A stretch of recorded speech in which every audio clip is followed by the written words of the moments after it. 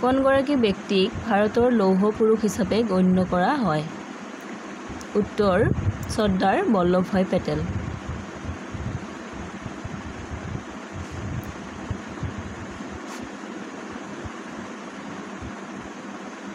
দ্বিতীয় প্ৰশ্ন, কোনগৰাকী ব্যক্তিক ভাৰতৰ মিছাইল মেন ৰূপে জনাজাত? উত্তৰ হৈছে APJ আব্দুল কালাম।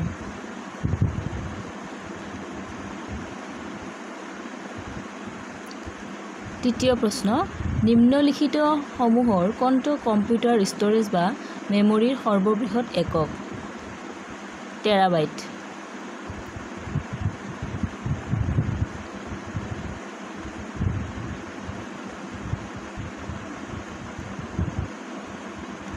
নিম্নলিখিত কোনবিধ পক্ষীয়ে গছৰ খৰঙত বাহ সাজে? ইয়াৰ উত্তৰ হৈছে ধনেশ।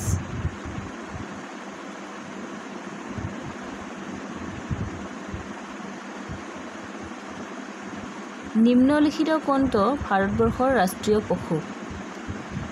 ইয়াৰ উত্তৰ হৈছে ঢেকীয়াপতীয়া বাঘ।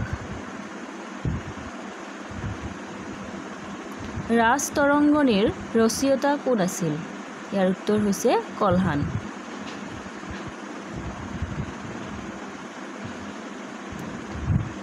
নিম্নলিখিত সমূহৰ পৰা মহাকাশত ইষ্ট আলোক দূৰবীক্ষণ যন্ত্ৰৰ নাম চিনাক্ত কৰা। ইয়াৰ উত্তৰ হৈছে হাবল স্পেচ টেলিস্কোপ।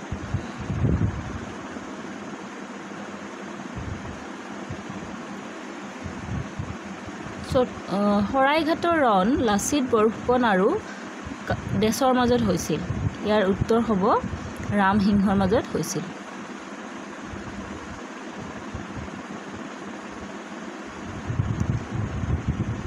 ভাৰতৰ স্বাধীনতা দিৱসত প্ৰধানমন্ত্ৰীয়ে কোনটো স্থানৰ পৰা দেশবাসীক সম্বোধন কৰে?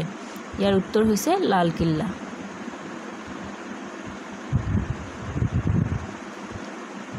জুবিন গাৰ্গৰ প্ৰথমটো এলবামৰ শীৰ্ষক আছিল অনামিকা।